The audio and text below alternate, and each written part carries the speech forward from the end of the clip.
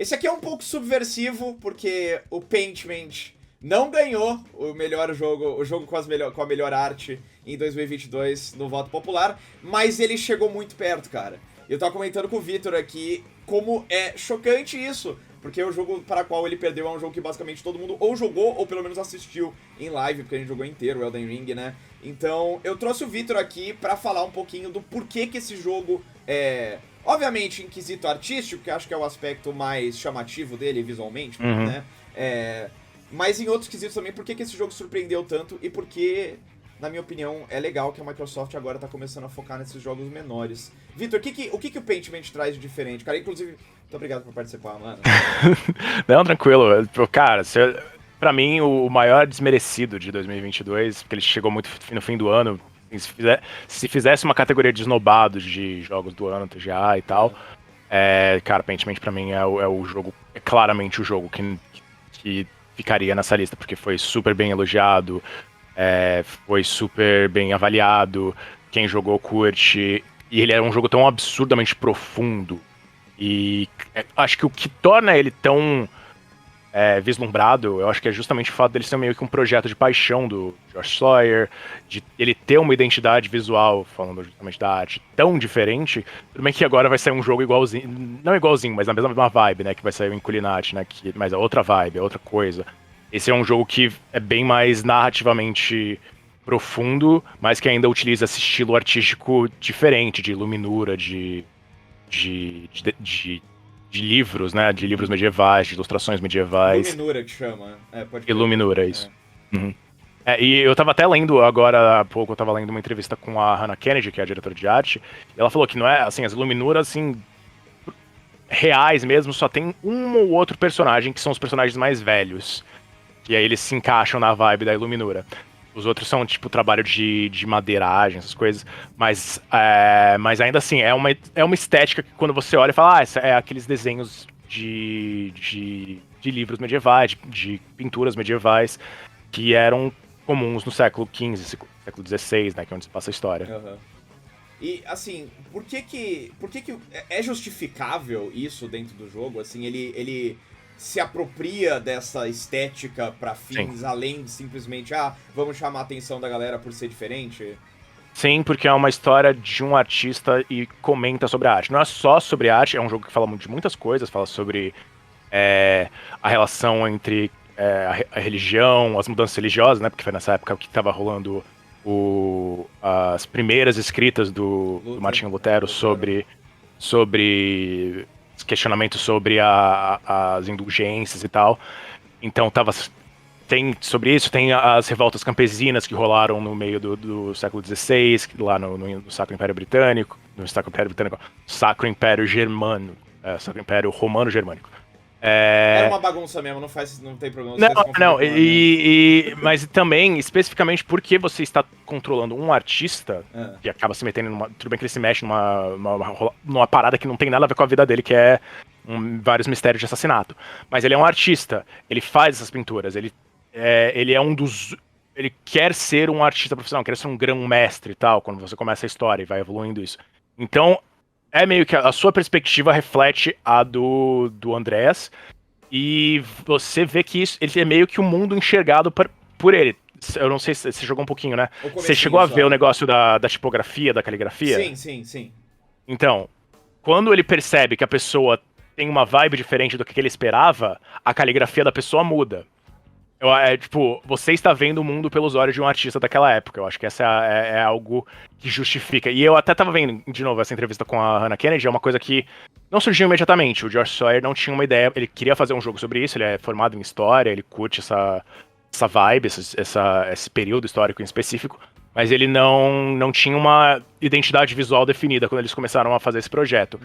Aí ele começou a jogar jogos tipo Nine in the Woods, Oxenfree, jogos de adventure que tem uma perspectiva 2D, né? Aí ele começou, pô, a gente pode fazer algo nesse sentido, pegar umas coisas de RPG, bem poucas, mas tipo, quando você define seu personagem, e a gente pode fazer uma coisa meio, vamos usar a estética, a arte, né? A arte que era comum naquela época. E aí a Hannah Kennedy adorou, pirou, que ela gosta de fazer arte 2D e tal. Então, eu acho que se encaixa, eu acho que faz sentido, eu acho que eles conseguem fazer coisas interessantes e divertidas com isso. Eu tava até vendo coisas, tipo, que eu não tinha percebido na primeira vez. Tem, por exemplo, um dos momentos mais legais da história é quando você... É uma coisa que você pode até não ver no jogo, porque é um jogo que depende muito das suas escolhas em determinados momentos, né? Com quem você fala, com quem você interage em certos momentos, mas se você almoçar com um bispo itinerante, não sei se é um bispo, mas ele é um irmão itinerante, é um religioso itinerante que ele veio da Etiópia. E aí, se você vai almoçar com ele, as pessoas da cidade vão junto, porque eles ficam curiosos com essa pessoa, esse cara etíope. E ele começa a contar uma história, histórias bíblicas, mas a arte que você vê no fundo, quando ele começa a contar essas histórias, para ilustrar isso, são desenhos que você veria na Etiópia, não são desenhos medievais da Europa. Sim. Então é um jogo extremamente profundo, é um jogo extremamente... Se você vê a dedicação e você vê o apreço que todos da equipe queriam trazer, tipo, nessas diferentes perspectivas, nessas diferentes histórias. É um jogo que conversa também sobre a arte, sobre o que é arte, sobre o que a arte traz, sobre o que a arte mostra, sobre o que a arte esconde, sobre o que o artista quer mostrar ou não mostrar. Uma das partes finais do jogo é sobre você pintar um mural sobre a história da cidade da abadia. E aí você pode escolher o que você vai mostrar e o que você não vai mostrar. Isso é uma decisão, isso é uma coisa de coisas de artista, realmente. O artista, às vezes, dá foco em alguma coisa, tipo, a perspectiva dele, a sua perspectiva, influenciando o que é mostrado e no que é escondido. Uhum. Então, cara, Pentiment pra mim é o meu jogo favorito, eu acho, de 2022. Eu acho que ele é super... Não só pela estética, por ser diferente, por ser de um estúdio que eu gosto, que é Obsidian, e de um desenvolvedor que eu acho que é um cara foda, que é o Josh Sawyer, mas porque justamente ele consegue criar bem e dá pra ver a paixão e a vontade, o interesse e a comunicação dessas mensagens por esse jogo. Eu acho que faz sentido a galera ter curtido tanto pela estética, ao ponto de, sei lá, bater de frente com o Elden Ring, que é um jogo que muito mais gente tem um contato, acesso, né? E conhece. Exato. Muito, exato. E tem mais interesse de jogar, tipo, Elden Ring é um RPG de ação, sabe? É um jogo muito mais, assim, eu quero jogar, eu tenho mais, sei lá, fogo. O outro é um mistério de assassinato, um adventure, que se passa na Bavária do século XVI, tipo... Que? Mas sei lá, mano. É muito legal isso que a gente vê que ainda tem espaço e estão surgindo novos espaços para esses jogos que são feitos com paixão e que de quebra geram paixão. Você falando desse jogo é bem visível. Eu lembro muito da época de você falando de Disco Elysium, quando ele saiu. Então, é um jogo que me lembrou um pouco disso. Obviamente tem as suas diferenças, né? Tem suas comparações relativas, mas é bem isso. Tipo, é um jogo que eu sinto eu dá um apreço de ver o esforço que rolou e dá pra ver, tipo, ele comunica bem isso, ele comunica bem mensagens que eu acho interessantes sobre luta de classes, luta de, tipo, como a Igreja Católica adotou culturas diferentes. Sim, e se apropriou, né? Tem toda uma questão de que a cidade em que se passa o jogo era uma vila romana originalmente, e tem todo um questionamento de o que mudou e o que virou, e os deuses e os santos e como eles se meio que metamorfosearam. É um jogo super denso, é um jogo super complexo, mas ele também é super acessível, eu acho.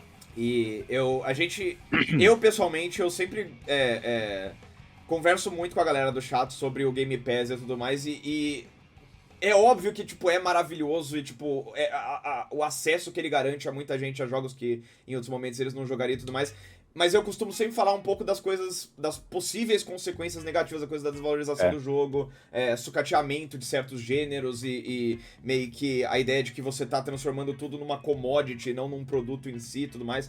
Mas é legal ver como o Pentiment e coisas como o Hi-Fi Rush também mostram como o Game Pass também pode ter um lado positivo, que eu penso muito na minha cabeça, a comparação mais próxima é a coisa do Fox Searchlight, que obviamente agora hoje em dia é uma parte da Disney, mas que se mantém, que é basicamente um estúdio que os caras criaram pra lançar filmes de especialidade, que eles chamavam, né? Que é o A Disney também tinha a Touchstone, né? a Touchstone, é verdade, Sempre. é verdade. Que são esses filmes mais lado B, uma coisa mais artística e tudo mais, que é tipo, não é necessariamente o Vingadores da vez, é um filme mais Então. que vem de um diretor específico, de um autor específico que tá tentando passar uma mensagem específica, e você ter espaço pra isso dentro de uma empresa como a Microsoft, com o acesso ao público que a Microsoft provém através do Game Pass, é muito legal, né?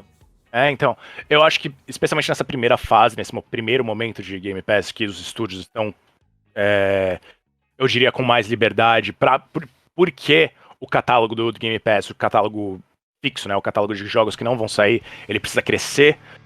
Eu acho que isso é um momento em que a Microsoft vai falar, cara, se você quiser fazer, faz o que você quiser, faz a sua parada aí, seu jogo esquisito aí. Eu acho que esse é o momento. É o momento mais propício, eu acho que é o momento mais criativo. Não sei o que vai acontecer depois, assim, vendo exemplos como Netflix, essas coisas, me dá uma sensação de que em algum momento a água vai bater na bunda, mas até lá eu acho que é um momento legal de se ver e de se apreciar as coisas diferentes que vão aparecer no Game Pass. Joga em Paint, mente. Eu jogarei, eu jogarei. Obrigado, Vitor. Tamo junto, Nada, mano. tranquilo.